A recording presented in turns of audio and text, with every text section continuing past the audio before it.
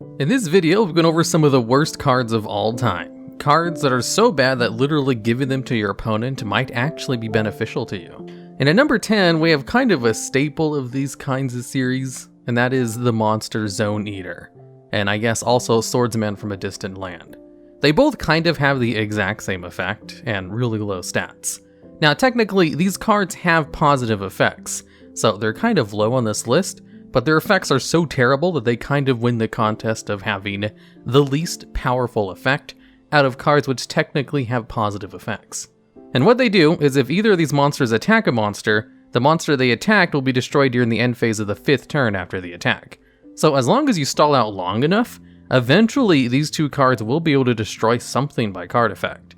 However, there are other cards like Heraldic Beast Basilisk, which has the effect that after damage calculation, you get to destroy any monster that battled this card, immediately, without having to wait 5 turns. There are a couple of other monsters that are also not very good with similar effects, and the reason Zone Eater and Swordsman from Distant Land exist with their effects is because they came out very early in the game when monster effects were still kind of rare and weird. So having the ability to just destroy a monster with card effects was still kind of unheard of at the time outside of flip effects. So giving it ridiculous restrictions like waiting 5 turns just kind of seemed like it would make sense before playtesting in the game, I guess. And since having to wait multiple turns for an effect to eventually take place ended up being terrible card design, they didn't really do it very often. And if they did, it would be for like 1 turn at most later on in the game. Generally, Zone Eater is considered worse because its type is not as good as Swordsman from a Distant Land, but honestly, Water, Aqua types have some pretty decent support. Zone Eater even gets the benefit from Wetlands. But Earth Warrior definitely has a lot more support, so that's probably why Zone Eater is generally the hallmark of having really bad, technically positive effects. And at number 9, we have Elemental Hero Neo Bubbleman. Now, this is a very low statted card, which has the effect where it cannot be normal summoned or set, and must be special summoned by having the following game state, where you need to have a copy of Elemental Hero Bubbleman on your side of the field, you need to have a copy of the spell card Metamorphosis in your hand, and of course you need to have Elemental Hero Neo Bubbleman in your hand. Then, you get to send the Bubbleman on your field to the graveyard, as well as the Metamorphosis from your hand to the graveyard, in order to special summon this card from your hand. The requirements for this card's initial summon are to have 2 other specific cards in your control, and one of them needs to be on the field already, which just adds an extra layer of difficulty to this card summon, in addition to the fact it needs to be in your hand in order to perform all of this as well. And what you get if you're able to pull off this card's kind of difficult summoning requirement is this card's name will become Elemental Hero Bubbleman while it's on the field, and if this card battles any monster, you get to destroy that card at the end of the damage step. So again, its effect is exactly like Heraldic Beast Basilisk, except Basilisk is better baseline, since it doesn't require you to jump through hoops to summon it, and actually has better stats too, which are also not very good stats.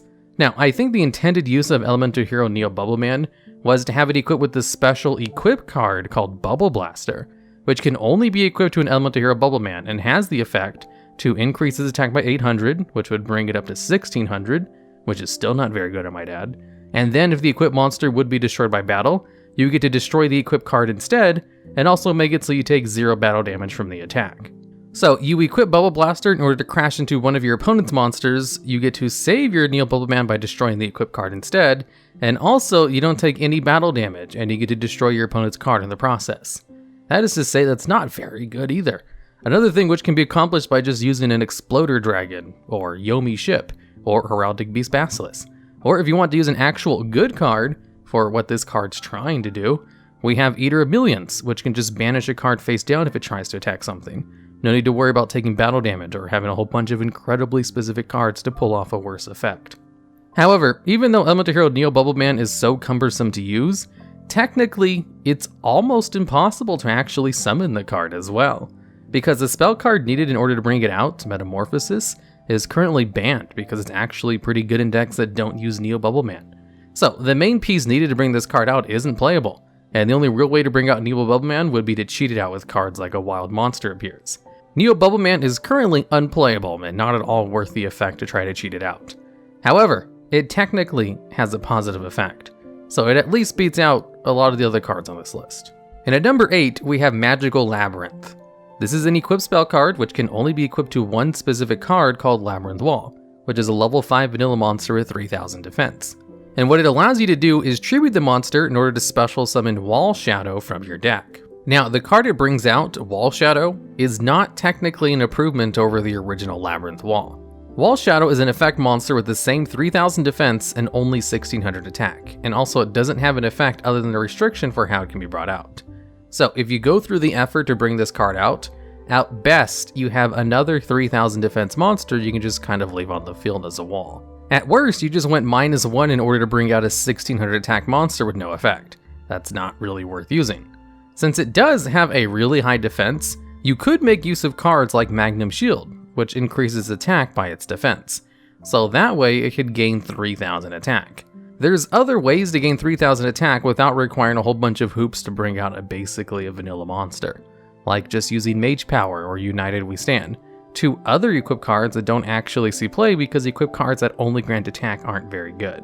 And if all you want is a monster with high defense, then there's no real reason to upgrade Labyrinth Wall into Wall Shadow, through the use of cards like Magical Labyrinth. Magical Labyrinth also requires Wall Shadow to be in the deck, since it can only special summon the monster from the deck and not also the hand. So you have a chance to have a Garnet if you decide to play this combo for fun or something. Since the card it brings out is basically a downgrade over the original, since at least Labyrinth Wall enjoys a whole bunch of normal monster support. If Wall Shadow had the ability to attack while in defense position, it might not be half bad. The Invoked R-Type has a card called Invoked Cocytus, which is just a straight up better version of what Wall Shadow was trying to be. It has 100 less defense, but is able to attack while in defense position, and it's able to use its attack value for those attacks, which is also higher at 1800. And also it can't be destroyed or targeted by your opponent's card effects, and is actually a lot easier to bring out too. Even before Invoked Cocytus came out, cards like Total Defense Shogun existed in the game in the earlier days, which also has a similar effect to attack while in defense position. So they had the idea for this kind of effect in the early days. It's just I think Wall Shadow was just a little bit too early, and if they had just delayed its release a little bit, it probably would have been given the ability to attack while in defense position, and it wouldn't have been half bad, I guess. Still cumbersome to bring out, but at least not worse than the card used to bring it out. And at number 7, we have an Unfortunate Report. This is a trap card which only effect is to allow your opponent to conduct the next battle phase twice. This card and Weather Report are the reasons why cards who have the ability to attack twice specify that they can do it during each battle phase, because these two cards allow you to gain a second battle phase.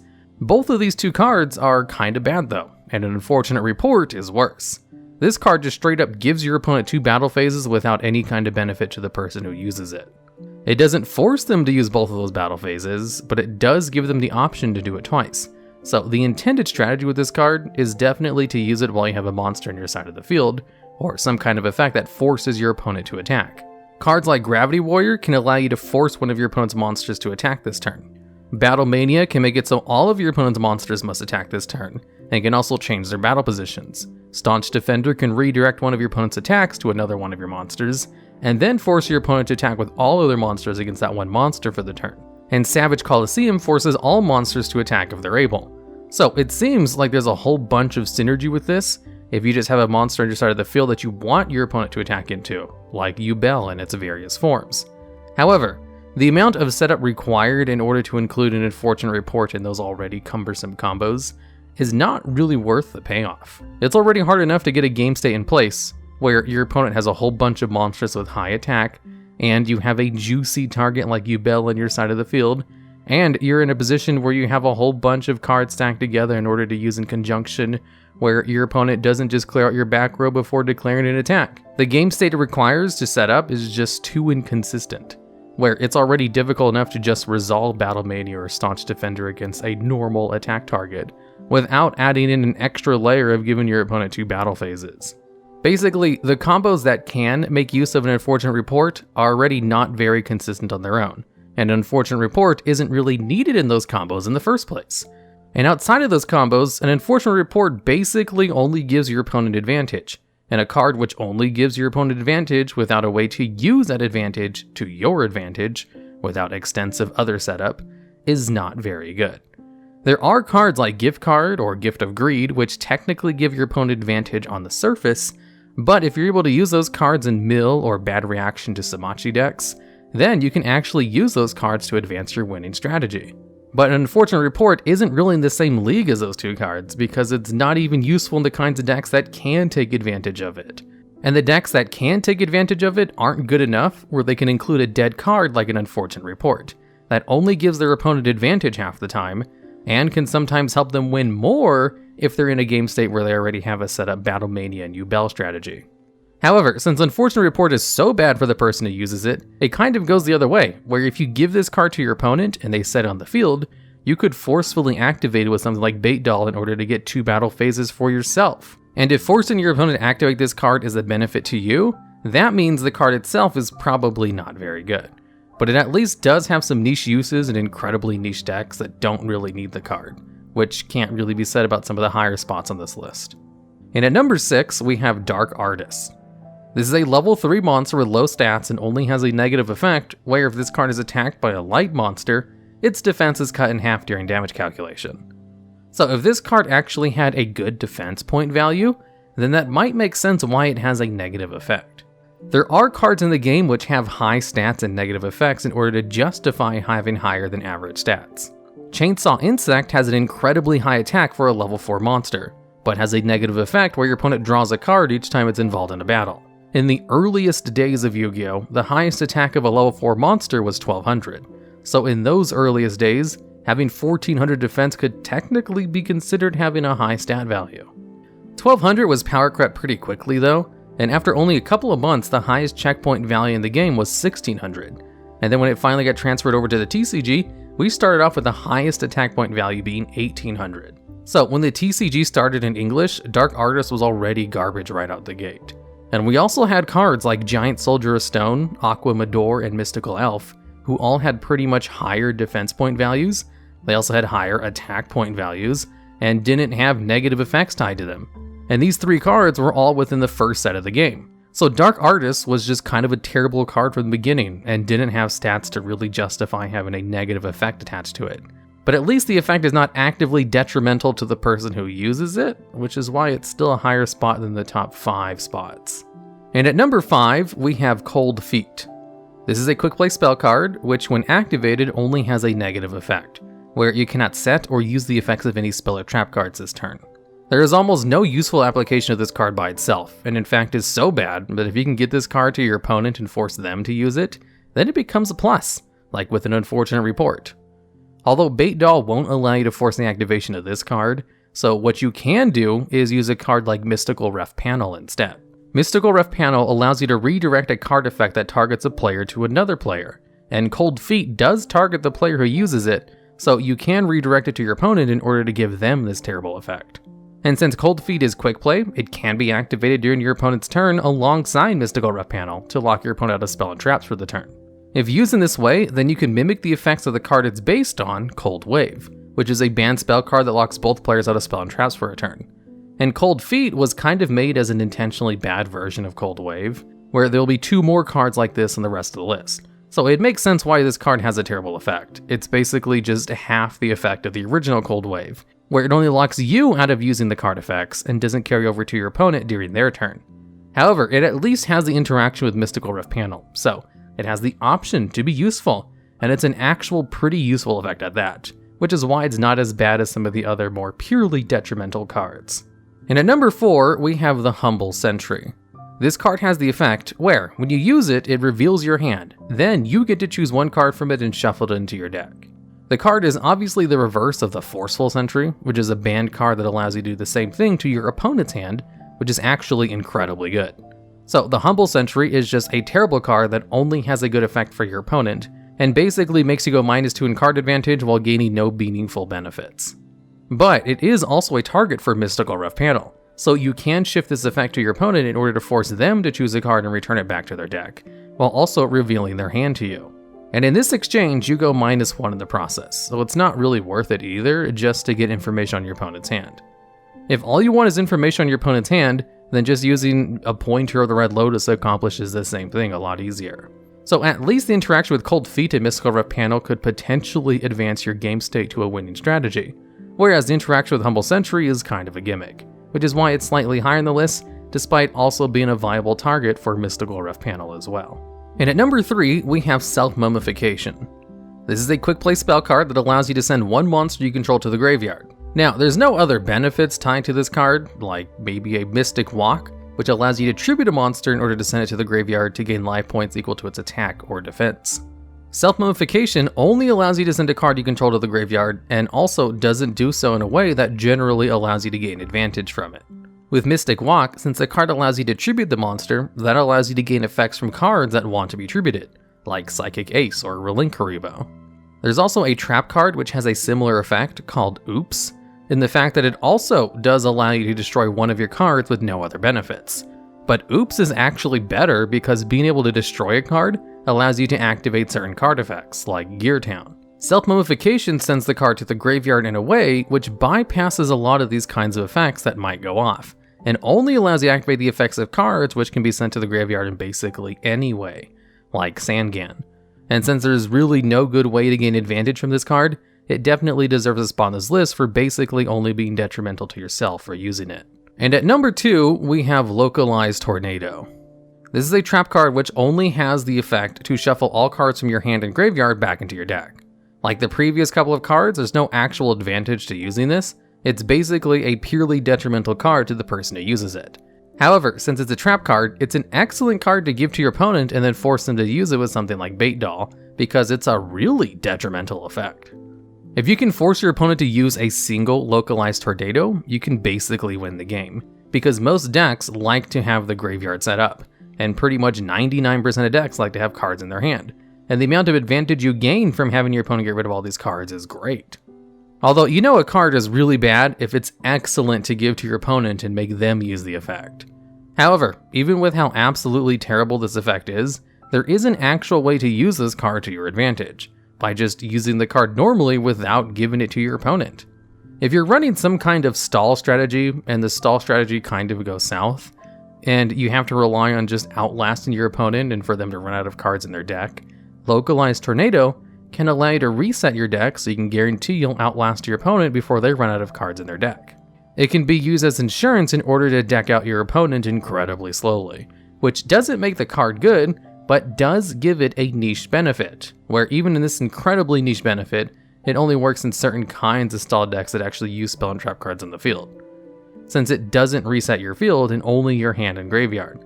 And since it does technically have this niche one use, which isn't an absolute detriment to the person who uses it, it's not the number 1 card on this list. And at number 1, we have Pot of Generosity. This card's only effect is to allow you to return 2 cards from your hand back to your deck, which is an inherent -3 in card advantage for no gain or way to advance your winning game state. And Pot of Generosity is also a target for Mystical Ref Panel, so if you use this card with Mystical Ref Panel, then you kind of go hand neutral because you're using 2 cards in order to get your opponent to return 2 cards of their choice back to their deck, which also isn't very good. So even in the option of the Mystical Ref Panel use, it's not that useful. And when it comes to cards that just use it on its own, just making yourself go -3 in card advantage is not useful either. At least Localized Tornado allows you to send the graveyard back to your deck, which is the most useful thing about it in that kind of stall strategy that can rarely make use of the card. Pot of Generosity only affects the hand, and it's just some of the most amount of anti-advantage you can generate yourself. The card is obviously the anti-card of Pot of Greed, which allows you to draw 2 cards, which is why the card kind of exists. It's the same case as Cold Feet in the Humble Sentry. It's just the opposite of effect of a really good banned card, and it's very hard to use Pot of Generosity in a way that's beneficial, or can help you advance a winning game state. There are still ways to use the card though, just not competitively. For example, if you're playing a Yu-Gi-Oh video game where you need to win in a very specific way against a bot, like some of the events in Duel Links, Pot of Generosity is a way to send cards back to your deck, that way you're guaranteed to not draw them again. Because some of those PvE strategies don't really care about your card advantage if you're going to win 100% during the turn anyway, and they're much more interested in just having their combo pieces they need in their deck, rather than in their hand. Even in those cases, Pot of Generosity is almost never used, and they just use Magical Mallet instead and take a chance. But technically, that is a useful application of the card. Although Humble Sentry would probably be better anyway, because Pot of Generosity does require you to send 2 cards back to your deck, and sometimes you only really need to send 1 Garnet back. And the fact that Humble Sentry is technically more useful for this card's one niche should kind of show why this card deserves to be number 1 spot on this list. Alright, and that's the video. I doubt there's any other cards that are worse than the ones I put on this list, but if you think I missed something even worse anyway, I'd love to hear about it down in the comments, as well as ideas for future videos just like this one.